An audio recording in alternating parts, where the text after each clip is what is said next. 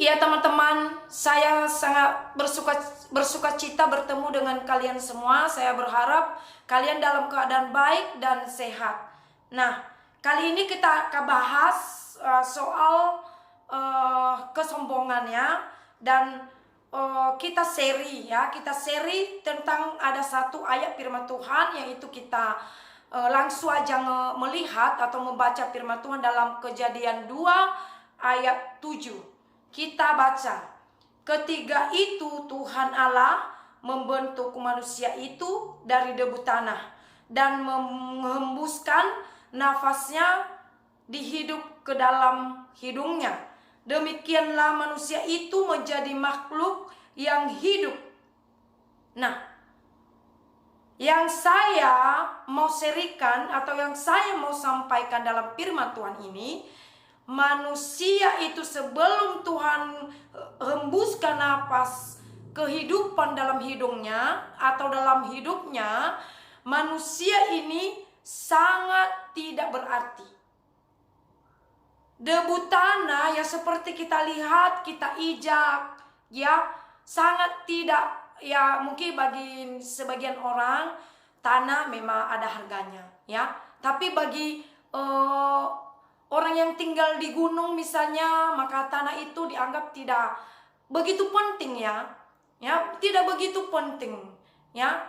Jadi di samping itu juga ada firman Tuhan berkata, firman Tuhan lain berkata kepada yaitu ular, makananmu adalah debu tanah.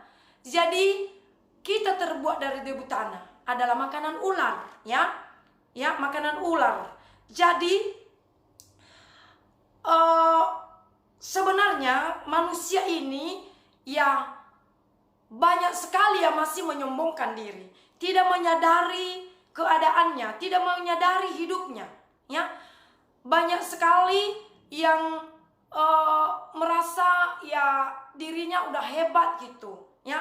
Mungkin dengan berkata, ya, seperti apakah kesombongan itu? Apakah kesombongan itu? Ya, lama saya bertanya-tanya tentang kesombongan ini. Saya pikir diriku sudah benar, ya.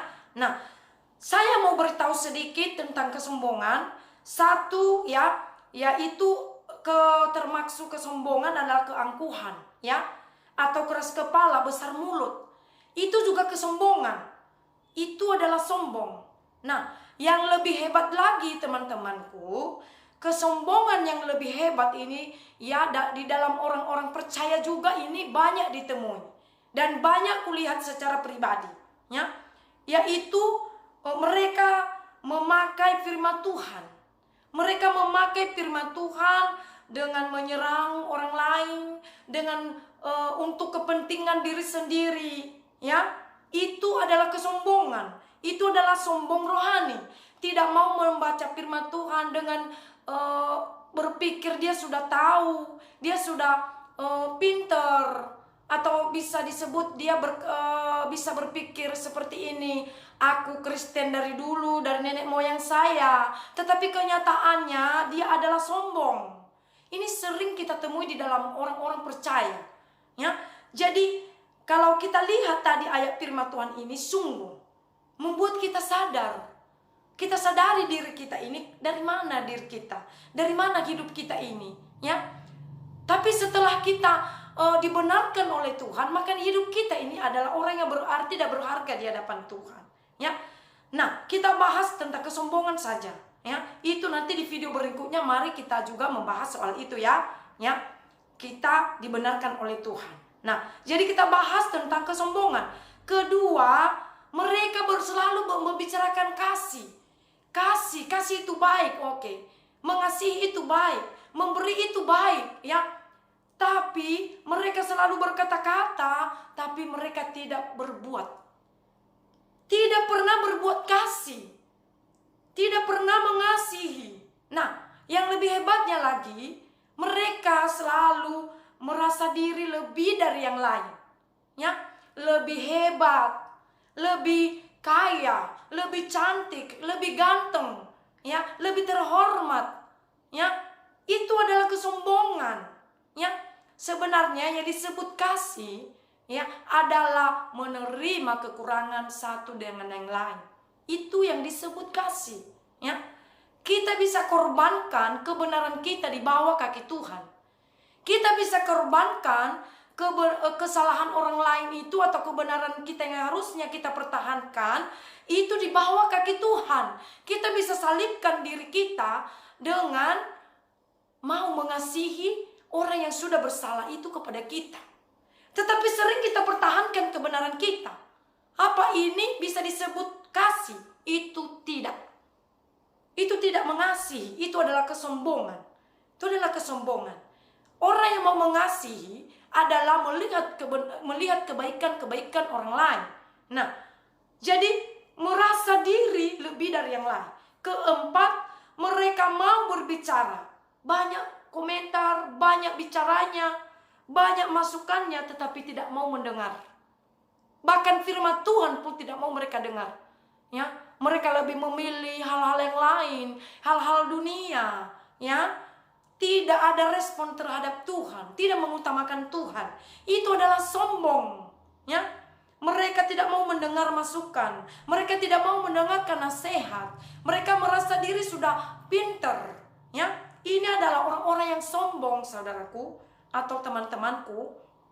Nah, jadi yang Tuhan mau kepada orang-orang percaya, yang Tuhan inginkan kepada setiap kita adalah kita selalu rendah hati di hadapan Tuhan.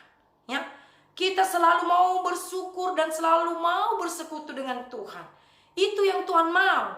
Itu yang Tuhan inginkan.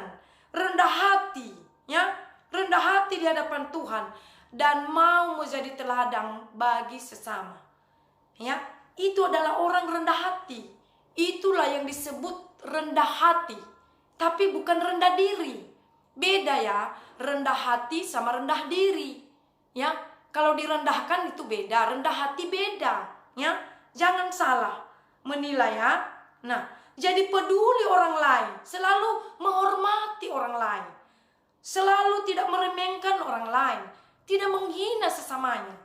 Tetapi selalu menghormati, memberi hormat. Ya, itu adalah orang-orang yang rendah hati, ya. Selalu saudaraku, ya, mau mengampuni. Nah, selalu takut kepada Tuhan. Selalu ingat kasih Tuhan. Itu adalah orang-orang yang rendah hati.